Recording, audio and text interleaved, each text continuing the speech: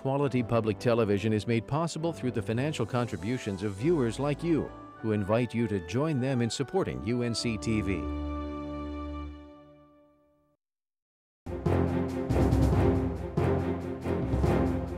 Abortion legislation comes front and center this week, and Senate Republicans offer a new proposal for a possible state tax overhaul. Hello, I'm Kelly McCullen. The legislative week this week focuses on the state Senate and a fast-moving bill that could restrict abortion access throughout North Carolina. Republican sponsors say the new rules would protect women and prevent sex selection abortions seen in foreign countries. Pro-choice advocates say they were caught off guard by this bill's emergence this week. Senate Republicans drew political heat and pro-choice protesters this week for taking a bill to ban Sharia law in North Carolina and adding new abortion-restricting language. Many of the proposed provisions are parts of other bills that have been discussed, but Senate Democrats say this bill appeared out of nowhere. If I were as proud of something as you all appear to be about this bill, I'd have been parading it all over town, bragging on it, and telling everybody what you're doing for women. The bill deals, at least the portion that's garnered the most debate, deals with safety of patients, safety of women. It doesn't deal with eliminating abortion. Roe versus Wade is the law of the land. This bill is about preventing discrimination and affirming that discrimination based on sex is not tolerated in our state. The bill would require that abortion doctors have admitting privileges to a local hospital. Doctors would be required to be physically present for surgical and medical abortions. Abortion clinics would face higher operational standards and must meet the requirements applied to ambulatory surgical centers. The upcoming health insurance exchange could not offer policies that cover elective abortion. It limits a woman's ability to pay for the services by denying them access to insurance.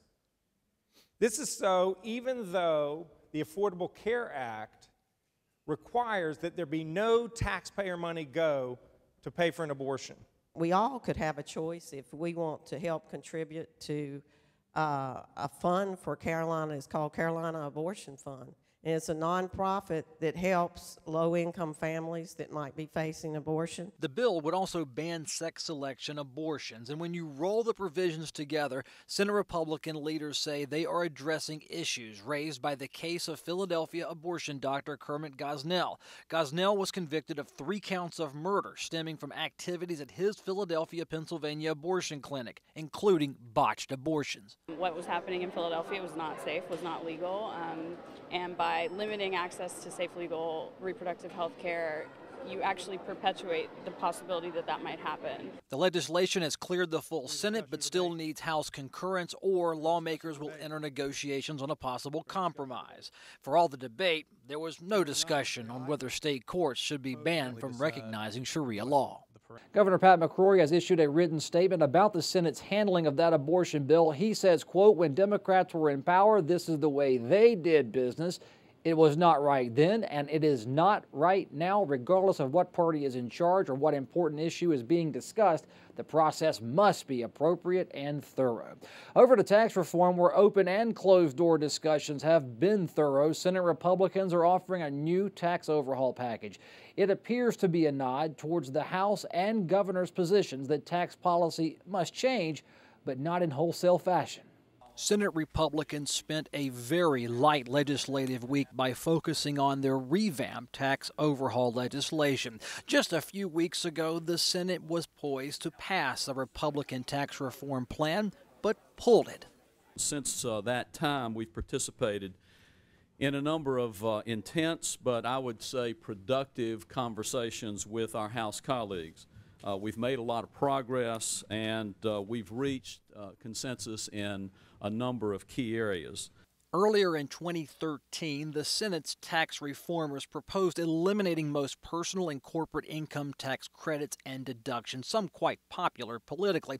The sales tax rate would drop drastically as well, but it would apply to services that are currently untaxed.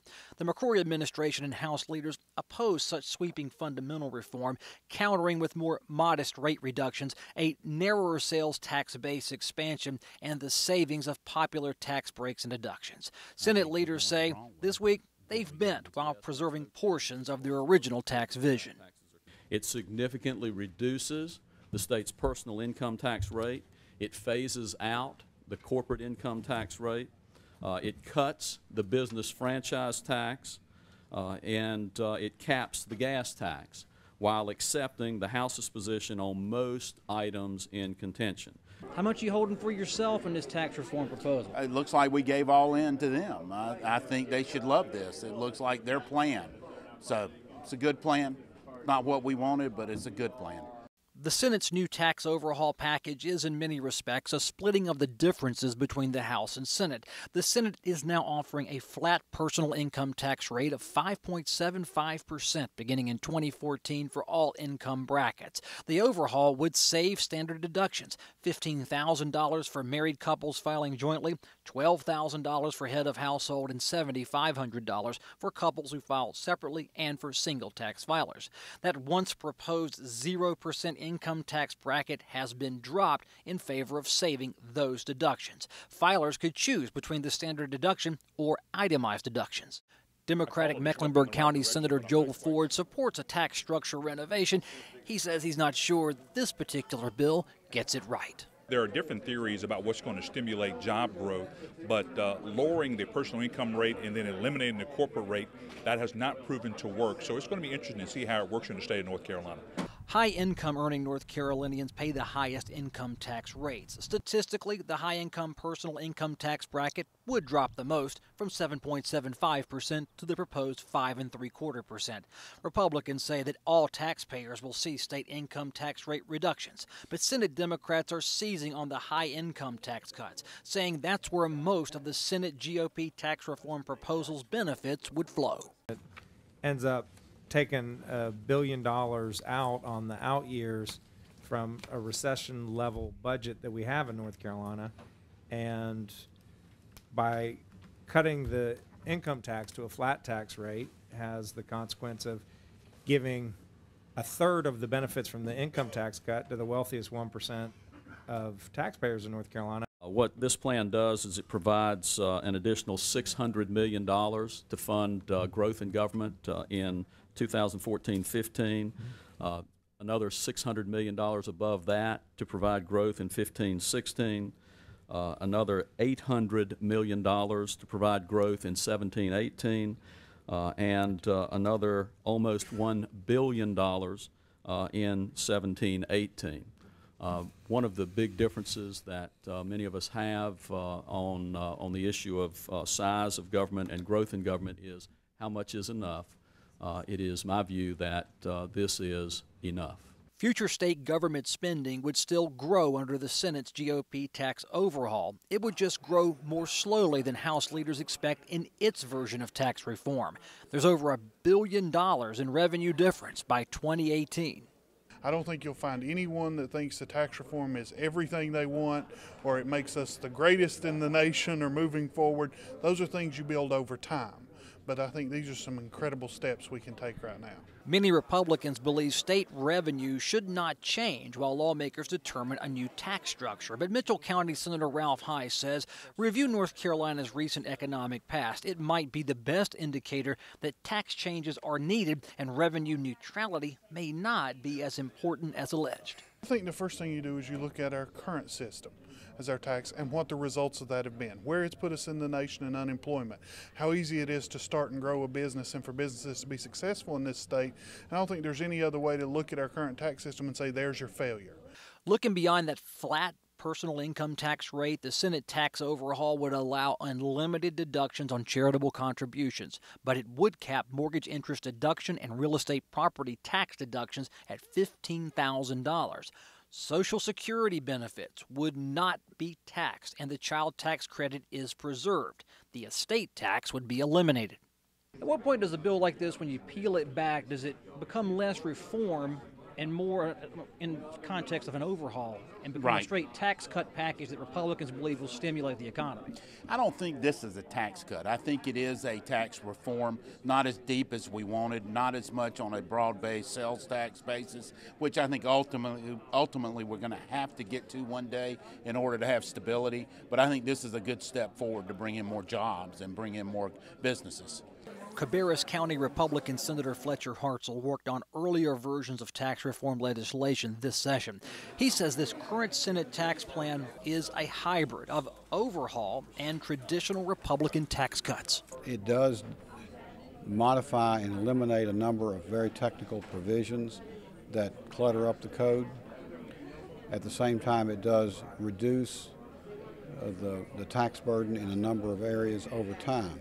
With this Senate tax plan cutting personal income tax rates, yet estimating growing state revenues in the coming years, legislative researchers report the state economy's growth will need to pick up 3% next year, up to 4.3% 5 years from now. Tax reformers are standing behind these growth projections, but others are more cautious.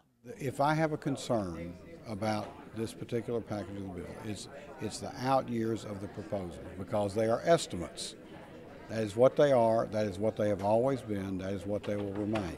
The Senate tax plan takes a bolder step on corporate income tax rate reductions. It simply phases them out by 2018, with the first rate reductions coming by 2014. The tax elimination is coupled with a proposal to eliminate special sales tax exemptions enjoyed by specific business sectors, taxes other businesses must pay. Senate President Pro Tem Phil Berger says the tax elimination will make North Carolina leapfrog neighboring states in business tax competitiveness. Corporations that are looking to grow, to expand into another state, may not even be looking at North Carolina because they look at our tax rates. Senate budget reformers are confident a corporate income tax elimination will bring big business to North Carolina and more jobs. When it comes to small businesses in our state, ones that don't pay corporate income taxes, the reform bill would cut franchise taxes and authorize a special legislative study to find possible ways to overhaul taxation on small businesses. But that would be in later years with new legislation. I am a small business guy. I've got 2 or 3 small businesses, and I think initially this plan will probably cost me a little more up front. So I can't buy into the tax cut for the wealthy. I'm not wealthy by any stretch of the imagination, especially working for the state. But that being said, it's the sacrifice I'm willing to make if we can make it better for everybody across the board, and that's what we're after. It's very interesting that the Senate leadership wants to use the tax code to create jobs. I'm still curious, if you listen to the leadership, they're not quite sure that it's going to work, but they're going to do it anyway. Nonprofit charities, colleges, and nonprofit hospitals receive exemptions or reimbursement for sales taxes these organizations pay. Early proposals of tax reform would have eliminated this exemption in order to reduce those tax rates across the board. It's been very controversial, especially when it comes to hospitals paying sales taxes. The current Senate plan would cap sales tax reimbursements to about $3 million. But Senate Minority Leader Martin Nesbitt says even that cap would hurt Mountain County health care by harming Asheville's Mission Hospital, among other rural hospitals. Mission Hospital up there that covers all the mountain counties basically gets $16 million from that. They also have some of the highest, one of the highest numbers of indigent care, non-pay people in the state of North Carolina, because they cover all those mountain rural counties and they're all piped in there. I hope that as this proceeds, that there'll be a further reconsideration of the other tax refunds to the nonprofits, because while that money goes back to them, they are producing jobs with those funds. They're reinvesting it in the communities and making substantial improvements that we all reap the benefits of. Republican leaders say the label of, quote, nonprofit hospital can be misleading, as some hospital organizations make many millions of dollars in revenue, lessening any real impact caused by any elimination or cap of a sales tax exemption. One thing that we don't fully appreciate when we see the numbers that we're talking about is what percentage some of these numbers represent of the total gross revenue of some of these larger institutions, and we're probably talking about less than 1%. The Senate tax reform debate for this week draws a distinct line in philosophical differences between Republicans and Democrats. Are North Carolina's tax rates and its structure an economic hindrance? And if so, what's the best reform strategy, and what's the best balance between flatter tax rates and progressivity that requires those with more money to pay higher tax rates and more in tax dollars? Senate President Pro Tem Phil Berger is here. Tax reform is the, I would say, biggest overreaching bill in this state, setting aside the excitement of middle of this week. However, on that tax reform bill, you say you've moved to the House position. Why? Well, it's important for us to adopt comprehensive tax reform for the people of North Carolina this year. And because it's that important, it's important for everyone to reassess where they are, to take a look at what we can do to try to reach consensus and compromise. And I think the Senate has shown its willingness to do that on a number of occasions, and particularly with this most recent version of the bill. Early this spring, I remember the sales taxes, consumption-based taxation appeared to be what would be the Senate proposal. You called a press conference or two, and then as the governor and the House has weighed in, it's dialed back to a more traditional look. I asked you this a couple weeks ago. Are we still at the reform stage, or has this become a Republican tax cut bill that you think is going to stimulate the economy? Well, reform takes many forms, and a lot of folks have concentrated on just one part of that, and that is expanding the sales tax to services. But reform also means doing away with exemptions, changing the deductions, eliminating some taxes. All of those things are tax reform, and this bill is substantial tax reform. It's the most substantive tax reform, if it's passed, that North Carolina will have enacted in decades, and it's something that will help spur the economy, create jobs, get people back to work. At this point, have you been working with the House and the governor behind the scenes so that the bill you rolled out this week, they already know what's in it and they can either take it, they like it, or they don't like it? We've talked with the Speaker, we've talked with senior leadership in the House, we've talked with rank and file members of the House. We've listened to the concerns that they have had, and we've adjusted the bill accordingly. Those adjustments, I think anyone, if they sat the previous version of the Senate bill side by side with the House bill, and this version of the Senate bill side by side with House bill, can see how far we've moved. We've also briefed the governor, talked with him and his staff about this. I'm hopeful that we'll be able to reach an agreement. Is the goal with this legislation to send it to the House where it is, where it will be, and have them concur with it? Are the differences worked out? Do you expect more negotiations beginning next week? The goal, Kelly, is to pass tax reform. If that tax reform is the bill we send over to them, that would be our preference. So we'll just see what happens. Okay, a lot of tax reformers, and these are Republicans, some very conservative, were online earlier saying let's keep the revenue neutral for the state, or at least the estimates neutral as they are today under the current structure. Change the formulas for how we tax, keep the numbers the same, and that will tell us if tax reform works. So far, Senate Republicans have passed a bill that will be essentially $1 billion tax cut down from $2 billion. Does revenue neutrality matter? Sure, it matters. You know, one of the things is how much money is enough, and the current projections of revenue to the state grow state resources at rates that far exceed population growth and inflation. It's our belief that we do need some growth in state revenue, but that growth should be tied to, or at least more closely aligned with, the growth in population and the growth of the inflation number. If we grow state revenues at rates greater than that, then the temptation is always there for legislators to continue to spend that money and grow the state budget. It's one of the problems that we vowed to fix when we were elected. We were going to stop the unrestricted, unrestrained growth in government.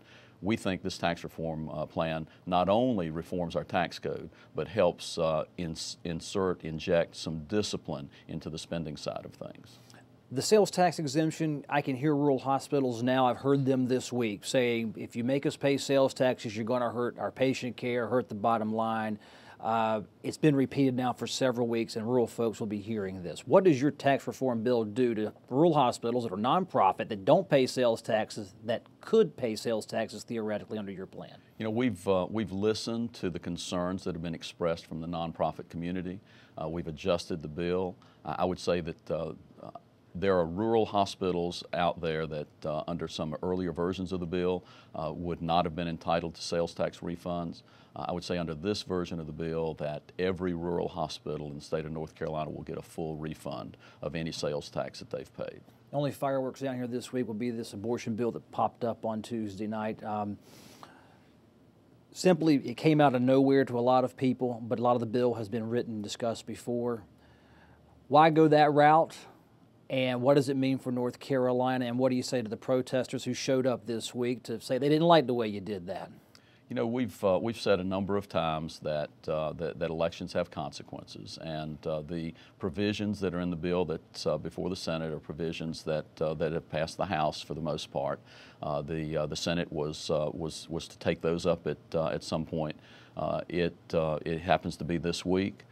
It is something that the Democrats, those opposed to the bill, are having every opportunity to speak as long as they want to about this. We had a long and robust debate yesterday about this. We'll have, I assume, additional debate today.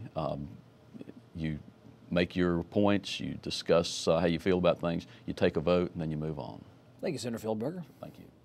The Senate approved House legislation to limit citizen lawsuits against food companies. House Bill 683 would prevent you from suing any food company because you habitually overconsume food and then develop chronic illness or obesity. The bill would also prevent local governments from regulating soft drink sizes. The bill needs final House approval. Legislative Democrats are marking the end of unemployment insurance benefits for many North Carolinians this month. A 2013 law cuts the unemployment benefits period from 26 weeks down to 20 weeks, raises unemployment taxes on employers, and opts North Carolina out of new federal unemployment benefit funding. North Carolina owes the feds over $2 billion in unemployment cash loans that must be repaid. The law will allow for an early repayment of that debt, but Democrats say the permanent changes are for a temporary cash problem. Scotland County Representative Garland Pierce joins me to discuss the end of unemployment benefits for many North Carolinians. Assess the situation out there in terms of this issue.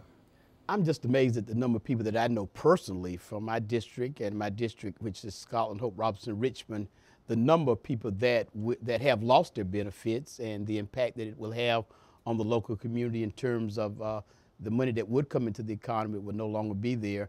And those same folks will now have to seek assistance from agencies that provide help for those who are, I just use the term, less fortunate. So it's an impact at the present. It's an impact. So you're expecting an influx of families into charity care as opposed to government social services? I am quite sure that knowing the counties like I know them presently, that the number of people who are already facing difficulties, this will only add to the rows of people who find themselves in this situation after losing their benefits. And many of our nonprofit organizations are already having a difficult time dealing with the people that they're already dealing with, and now that you add more to it, it would definitely have an effect on our local economy. Let's look at the situation this state is in as the Republicans have defined it. Even the Perdue administration admitted they borrowed billions of dollars to pay what was supposed to be temporary federal unemployment benefits. Got a good interest rate, a high interest rate on that to pay back. The state wants to pay it back. They want to get it paid off early, and they're raising unemployment taxes on employers to pay it off and cutting benefits. Correct. What's the balance? I think they could have taken a go slow approach. I think that's the term most of us are going to use. It. They could have. A lot of people had an interest in letting it stay alive. I use that term to January 1, 2014. It probably could have made a difference. Maybe the economy would have turned around, and maybe there were more jobs on the table, so that people who have lost their jobs and have lost their benefits at this point would find it difficult to find jobs at this period of time. So I think the argument of many departments was to let it go to January 1, 2014. That's the argument that most of us had, and that's what we fought for. But at the same time, like you said, it's something that had to be paid back. And I understand paying back, but the effect that it's going to have on citizens and our economy. So the difference in the opposition about letting benefits expire, or at least reforms kick in July 1st, 2013, is basically 6 months. You believe by getting to the year's end could have made all the difference in the world. I feel confident that it could have made I mean, you get schools starting back. You got a lot of issues that the families are facing and will face between now and the first of the year. They could have been probably in a better situation to deal with it. Although they had 6 months from January 1 of 2013, knowing that was going to happen, but where we are in the economy in our state, 6 months could have made, and it will make a difference. It could have made a difference, and I believe that it's going to make a difference in people not doing and being where they need to be because of this losing the money. Some of these jobs are gone, they're outsourced, and they're never going to come Correct. back. How much of this do you think is permanent changes for certain families, that they'll always step down away from a good job and just take what they can get, and that's where they'll be? Or will there be good times ahead for Scotland County, for Robeson County, for counties that are rural, for for counties that struggle historically, and even in good times, it's a challenge? Well, I want to be optimistic, of course. I mean, but many of those counties, as you well know, have lost certain types of industries. I mean, jobs are coming back gradually, and Robeson in some areas, Hope County, because of its proximity to Fort Bragg, military families. But also, let me share that with you, in Hope County, House of Rafer, which you're well familiar with, chicken and turkey, right, sure, will lose, the middle of this month will lose 1,000 jobs. So you can see the effect, a regional effect. Many of those folks worked in different areas, Scotland, Hope, Robeson, Richmond. 1,000 jobs in a place like Wake County or Gifford County, you can absorb those. But those rural areas, it's going to be a lot. It's going to be challenging. And you said families will have to step down and probably work 2 jobs to make up for some of the money that they are losing and will lose going forward. Representative Garland Pierce, Scotland County. Thanks for being on Legislative Week in Review. Delighted to be with you. And that's our show for this week. Find us online at facebook.com/legweek. Our Twitter name is @legweekinreview, and our email address is legweek@unctv.org. Thank you so much for watching.